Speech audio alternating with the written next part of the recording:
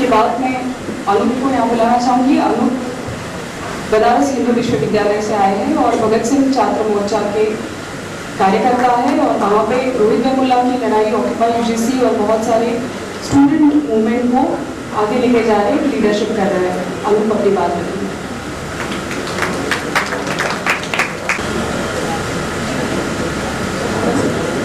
सबसे पहले मैं अपने शहीद क्रांतिकारी साथी रोहित वेमुला को लाल सलाम पेश करता हूँ और यहाँ बैठे हुए सभी अपने साथियों को क्रांतिकारी अभिवादन करता हूँ।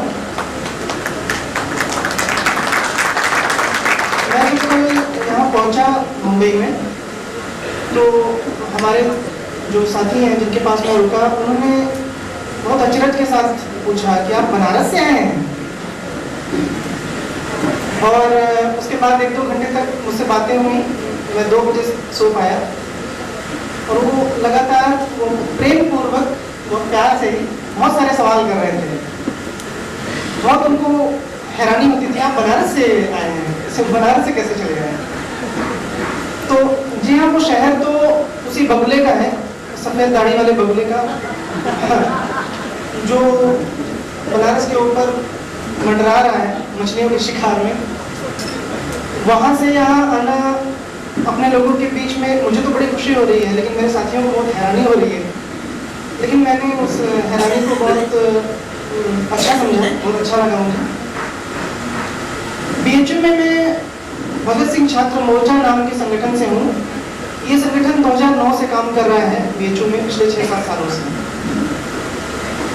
जब हम लोगों को रोहित वेमुला की आत्महत्या की खबर लगी कि उन्होंने आत्महत्या कर ली है, जो कि एक सांगठनिक हत्या थी, इंस्टीट्यूशनल मर्डर था, उस दौरान हमने उनकी चिट्ठी को बहुत खास ढंग से पढ़ा। उनकी चिट्ठी को हम हमेशा याद रखते हैं। उनकी चिट्ठी में जिस तरह का एक भावनात्मक, एक जीवन के प्रति, अपने समाज के प्रति, अपने परिवेश के प्रति, दोस्तों, साथियों, अपने देश के प्रति जिस तरह का भावनात्मक लगाव और जिस तरह का एक बेगानापन, एक एलियनेशन मिलता है, यानी प्यार और अलगाव एक साथ। वो जिस देश से प्यार करता है वो देश जैसे उसका अपना नहीं है, वो जिन साथियों से प्यार करता है वो साथी जैसे उसके अपने नहीं है। तो उस चिट्ठी ने हमें बहुत अंदर तक हिलाया। फिर हम सोचने को मजबूर हुए कि इस एलियनेशन का कारण क्या है। हैदराबाद यूनिवर्सिटी में पढ़ने वाले एक हमारे शोधकर्ता साथी का ऐसा बेगानापन क्या है? चूंकि ये बेगानापन, ये अकेलापन हम लोग भी महसूस करते थे, इसलिए हमें कुछ बहुत मेहनत नहीं करनी पड़ी उसे समझने में। ये जो बनारस हिंदू यूनिवर्सिटी है, ये ईस्टर्न यूपी में स्थित है। वो फ्यूडल प्रैक्टिसेस का एक किला है, सामंतवाद का किला है ईस्टर्न यूपी। और बनारस हिंदू यूनिवर्सिटी उसका एक चमकता हुआ प्रतीक है, शान से दिखाता है अपने आप को, जिसमें 362 सीटें दलित लोगों के लिए, 362 सीटें असिस्टेंट प्रोफेसर के लिए हैं और उनमें से 247 खाली हैं। 187 सीटें शेड्यूल्ड ट्राइब्स के टीचर्स के लिए हैं और 151 सीटें खाली हैं। हमारी यूनिवर्सिटी में केवल 2 दलित प्रोफेसर हैं। ये हमारी यूनिवर्सिटी है। तो एक ऐसे विश्वविद्यालय में एक दलित, एक आदिवासी और स्त्री का पक्ष भी है। स्त्री भी बहुत वहाँ अजनबी, बेगाना महसूस करती है, क्योंकि स्त्रियों के हॉस्टल के चारों ओर फेंसिंग है 11-11 फीट की। लड़कों के हॉस्टल के चारों ओर 10, 5 फीट, 5.5 फीट, 6 फीट, लेकिन लड़कियों के हॉस्टल के चारों ओर 11-11 फीट की हैं। और उसमें वो पैलियोलिथिक युग की चट्टानें, वो पत्थरों से वो तैयार किया गया है। 7 बजे के बाद उनका यूनिवर्सिटी में घूमना मुश्किल है। 7 बजे के बाद हॉस्टल बंद हो जाता है, वार्डन की कॉल होती है कि आप 7 बजे के पहले वापस आ जाइए। ये एक स्त्री का है। और एक दलित का पक्ष है, जो मैंने रोहित वेमुला के बहाने अभी कहा। तो ऐसे एक इंस्टीट्यूशन में एक खास तरह का बेगानापन घर का जाता है हम लोगों के, हम दलित भाइयों, हमारे जो साथी हैं संघर्ष कर रहे हैं उनके मन में। तो अगर ऐसी स्थिति में कोई व्यक्ति अगर इस फांसीवादी सरकार, फांसीवादी रिजीम के तहत अगर वो खुद अपनी जान ले ले तो इसे हम सांगठनिक हत्या ही कहेंगे और कुछ नहीं। हम 2009 से बीएचयू में काम कर रहे हैं। हमने डॉक्टर संदीप पांडे के निष्कासन पर एक विरोध प्रदर्शन किया, कन्हैया कुमार के मामले पर एक विरोध प्रदर्शन किया, जहां हमें एबीवीपी के गुंडों से सीधी मुठभेड़ करनी पड़ी। वो सीधे मारपीट करते हैं, बातचीत उनका रास्ता नहीं है। और अगर पुलिस है तो सबसे पहले वो क्योंकि भेड़िए सड़क पर खुले घूम रहे हैं तो इसलिए भेड़ों को या बकरियों को उनको बंद करके सुरक्षित किसी जेल में रख देना चाहिए, नहीं तो उनकी हत्या हो जाएगी। तो ये BHU by default RSS, ABVP, BJP और संघ की विचारधारा का, उनकी राजनीति का एक गढ़ है। उसको कोई कोशिश नहीं करनी पड़ती है। वहां पर कोई भी आवाज जो पीड़ितों के पक्ष में, दलित के पक्ष में, स्त्री के पक्ष में उठती है, उसे एंटी नेशनल स्वघोषित रूप से उसकी घोषणा नहीं करनी पड़ती, वो एंटी नेशनल होता है। हम भगत सिंह छात्र मोर्चा के साथियों को नक्सली बोलते हैं। वहां पर हम जब किसी हॉस्टल से बात करके कुछ बच्चों के साथ निकलते हैं तो फिर दूसरे साथी आकर के बोलते हैं भगत सिंह छात्र मोर्चा तो नक्सली लोग हैं, उनके साथ क्या बातचीत कर रहे हो। तो एक ऐसी यूनिवर्सिटी में हम काम कर रहे हैं।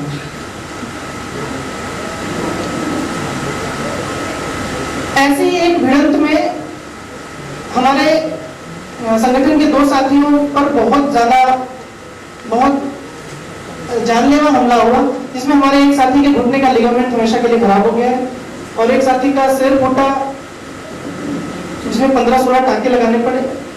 तो ऐसे इस तरह के वारदात वहां होती रहती है। और एक बहुत दिलचस्प चीज हमने पाई, कन्हैया कुमार के मामले पर प्रोटेस्ट करते हुए हमारे एक साथी ने चुपके से वो गया और एक बैग उसे मिला, एबीवीपी के एक गुंडे का बैग, और उसमें डायरी थी। वो डायरी मिल गई उसे। उस डायरी को खोला और उसमें एबीवीपी के पोस्ट होल्डर्स, जो उस संगठन के जो कार्यकर्ता हैं, उनका नाम लिखा हुआ था और उनमें से कोई भी उस सड़क पर नहीं था। यानी सड़क पर एक फ्रीलांस गुंडे होते हैं जो हो सकता है कि बीएचयू के छात्र ना हो सकता है वो बनारस के भी ना हो, वो यूं ही घूमते हैं। और जो हम इस शालीन, सभ्य, सुसंस्कृत संगठन के नेता हैं, वो बहुत कुलशील, संपन्न हैं, बहुत सुसंस्कृत हैं और बहुत सब सौम्य भाषा बोलते हैं। उनकी भाषा देखकर कतई नहीं लगता कि ये हमारे शोषक हैं, ये हमारे उत्पीड़न करता है। और इनको शह देते हैं हमारे प्रोफेसर्स, जिसमें से कुछ अपने आप को मार्क्सिस्ट भी बोलते हैं। और जिन मार्क्सिस्ट प्रोफेसरों ने संयोग से केवल अपनी ही जातियों में विवाह किया है, ऐसे हमारे प्रोफेसर्स भी हैं जो कभी हमारा साथ नहीं देते। तो इस तरह से हम अपने उस कैंपस में, उस बनारस में बिल्कुल अकेले हैं। 12, 13, 14 लोग हैं जिनकी एग्जीक्यूटिव बॉडी है संगठन की, यही लोग काम करते हैं और सारा काम हम करते हैं। पोस्टर चिपकाना मना है, हम चिपकाते हैं, वो प्रॉक्टर हमसे छीन लेता है। अगर हमें चिपका दिए तो अगले दिन उसे फाड़ दिया जाता है। कोई भी कल्चरल प्रोग्राम, कोई भी डेमोक्रेटिक वॉइस हम कैंपस के भीतर नहीं उठा सकते, उसे सड़क पर उठाना पड़ता है, बाहर। कैंपस के अंदर नहीं हो सकता। कैंपस के अंदर अगर आप कुछ गा रहे हैं, बजा रहे हैं, तो तुरंत वहां पर प्रॉक्टर के 2-4 अधिकारी पहुंचते हैं और कहते हैं कि आई कार्ड कहाँ है तुम्हारा, कौन तुम, बंद करो ये सब ड्रामा। एक दूसरी बात और मैं कहना चाहूंगा, हमारे विश्वविद्यालय के लिए खास मेटाफर यूज किया जाता है, परिवार। वहां हम रोज सुनते हैं कि बीएचयू एक परिवार है, जैसे संघ एक परिवार है, संघ परिवार, वैसे बीएचयू भी परिवार है। और वाइस चांसलर उसका मुखिया है, उसका नाम जीसी त्रिपाठी है। जीसी त्रिपाठी कहता है कि मैं संघ का आदमी हूँ, मैं इलाहाबाद से आया हूँ, इलाहाबाद से मुझे बीएचयू भेजा गया है, तो इसलिए नहीं कि यहाँ पर मैं राष्ट्र विरोधी गतिविधियां बर्दाश्त करूँ। मैं संघ का आदमी हूँ, मुझे सोच समझ के भेजा गया है बनारस, और मैं यहाँ उस ढहा दिए गए डिमोलिश्ड संघ के ऑफिस को फिर से खड़ा करना चाहता हूँ। मैं चाहता हूँ यहाँ संघ का ऑफिस फिर से आए, जैसा वो 70s 80s में था, उसे बाद में गिरा दिया गया था। बीच में शाखाएं रोज चलती हैं, हाफ पैंट पहन के, बाकायदा हर हॉस्टल के सामने एक ग्राउंड है खेल का, वहां पर शाखाएं चलती हैं।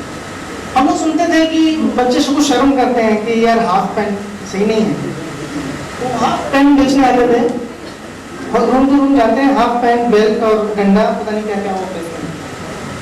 तो हमने लड़कों से सुना कि वो कहते हैं यार हाफ पैंट पहननी पड़ती है, अदरवाइज संघ इज ओके। आरएसएस तो ठीक है, वो सही बातें करता है, पैट्रियार्किक वैल्यूज में उसकी जो जिस तरह की आस्था है वो हमारे चिंतन के अनुकूल पड़ती है, राष्ट्र के संबंध में जो हमारी धारणा है वो हमारे चिंतन के अनुकूल पड़ती है, यानी हमें कोई मेहनत नहीं करनी पड़ती है। आरएसएस एक पका पकाया माल हमें देता है, एक तैयार कमोडिटी हमें देता है, और हमारे दिमाग पर बिल्कुल जोर नहीं पड़ता, और हम खुशी से इस राष्ट्र का एक हिस्सा होने का एहसास करते हैं।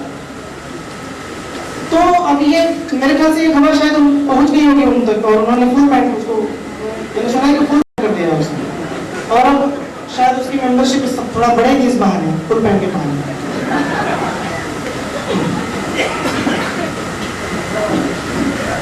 हमारे यूनिवर्सिटी का जो एग्जीक्यूटिव काउंसिल है उसमें 9 लोग हैं, और उसमें से 7 ब्राह्मण हैं, 2 क्षत्रिय हैं। हमारी यूनिवर्सिटी में जितनी फैकल्टीज हैं, इंस्टीट्यूशन है, उनमें कुल मिलाकर के डीन और डायरेक्टर कुल जमा 23 लोग हैं, और उसमें भी ब्राह्मण और क्षत्रिय के अलावा और कोई नहीं है। ये संस्था जातिवादी वर्गीकरण के इस रूप के आधार पर हमारे सिर पर बैठी है, और जब हम धरने पर बैठते हैं तो उनके रहनुमा हमारे पास आते हैं और बोलते हैं कि आप धरने से उठ जाइए, और बीसी हमारे इतने कृपालु हैं, उनका हृदय इतना विराट है, और इस परिवार से वो इतना प्यार करते हैं जैसे एक मुखिया अपने परिवार से प्यार करता है। अगर आप धरने से उठ जाए तो वो तुरंत बात करेंगे, आपको यकीन नहीं हो कितने प्रेम से बात करते हैं, लेकिन जब आप इस मुद्रा में बैठे हैं यहाँ धरने पर, तो वो आपसे बात नहीं करेंगे, ये उनको बर्दाश्त नहीं है। मुझे याद आता है दिल्ली यूनिवर्सिटी की एक लड़की का वो एक वाक्य, स्मृति ईरानी को कहा गया कि Smriti Irani ji, I am not your child, I am your political opponent. BHU में ये इस शब्द का कोई अर्थ नहीं है, पॉलिटिकल ओपोनेंट क्या होता है, क्योंकि वहां पर आरएसएस संघ एक एब्सोल्यूट ब्रह्म है, जैसे निरपेक्ष ब्रह्म होता है, उसका कोई विरोधी नहीं होता, क्योंकि वही वही होता है, सिर्फ उसी का एग्जिस्टेंस है, और किसी का तो एग्जिस्टेंस नहीं है ना, सब माया है। तो उस माया में हम फंसे हुए हैं, और हमें समझ में नहीं आता कि इस माया से कैसे हम पार पाए, और इस माया से हम उस कैंपस में पार नहीं पा सकते। कोई नॉन चॉम्स्की चिट्ठी लिख करके हम उस माया से नहीं निकाल सकते। इस बात को समझ करके हमने बीएचयू कैंपस के अंदर अपनी कार्रवाइयों के अलावा बीएचयू कैंपस के बाहर भी अपना एक मास बेस तैयार करने का सोचा है। हम नहीं मानते कि हम छात्र संगठन के हैं तो केवल छात्रों के हित के लिए लड़ेंगे, ये तो वही बात हो गई कि तुम छात्र हो तो तुम पढ़ाई करो। इसी तर्क का एक विस्तार है, इसी लॉजिक का एक एक्सटेंशन है कि तुम छात्र हो तो छात्र हितों की बात, छात्र संगठन हो तो छात्र हितों की बात करो। तो हमने ये निष्कर्ष निकाला कि सिर्फ छात्र हितों की लड़ाई से नहीं होगा। दरअसल छात्र हितों की लड़ाई अकेले में अपने आप में कोई छात्र हितों की लड़ाई सिर्फ होती नहीं है, वहां ऐसी कोई बात नहीं होती है, वो सीधे सीधे जनता की लड़ाई होती है। तो हम बीएचयू कैंपस के बाहर जो दलित बस्तियां हैं, बुनकर बस्ती है, मुसहर बस्ती है, उसमें जाते हैं।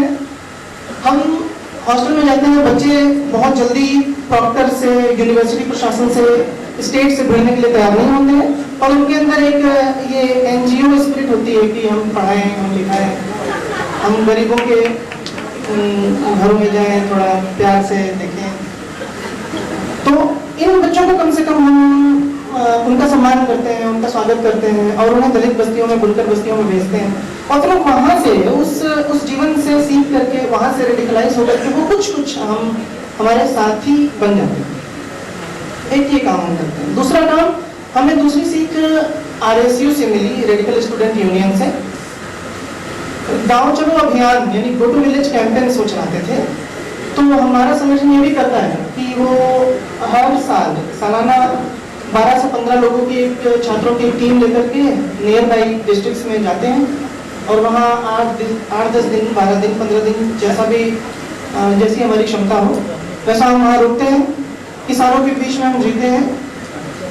वहाँ हम कल्चरल प्रोग्राम्स करते हैं और हमारा एक लक्ष्य है कि हम वहाँ एक मास ऑर्गेनाइजेशन बनाते हैं और इस नीति पर हम 2 साल से काम कर रहे हैं और हमें बहुत आशाप्रद परिणाम मिल रहे हैं, बहुत फ्रूटफुल हुआ है हमारे लिए।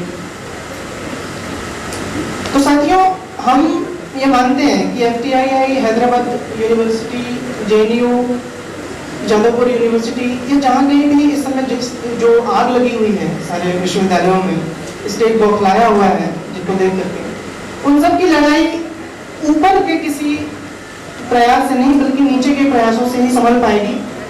जब तक हम छात्र राजनीति के मुद्दे को जनता के मुद्दों से, किसान जनता के मुद्दों से, मजदूर जनता के मुद्दों से नहीं जोड़ेंगे, तब तक वो एक खाली ठूठ रहेगा और ऊपर से हम उसको नहीं संभाल सकते। मैं बहुत इज्जत करता हूँ FTII के उस बड़े आंदोलन की, जुझारू आंदोलन की, हम सब साथ हैं उसके, पर ये इसकी असफलता हमें भी थोड़ा निराश करती है। तो इस निराशा का हम हल गाँवों में देखते हैं, किसानों में देखते हैं, मजदूर जनता में देखते हैं। और नहीं तो जैसे आपने साथी ने कहा, कमलेश जी ने, कि हमारा अपना सिस्टम तो है नहीं, हम किससे न्याय मांगने जाएंगे? हमारे सिर पर तो हमारा शोषक ही बैठा हुआ है, हमारा हत्यारा ही हमारे सिर पर बैठा हुआ है। तो हम उससे कैसे कह सकते हैं कि नहीं, हम पर रहम करो, हमें छोड़ दो? तो इन्हीं सब बातों के साथ मैं अपना ये वक्तव्य समाप्त करता हूँ। आप सभी को लाल सलाम, इंकलाब जिंदाबाद।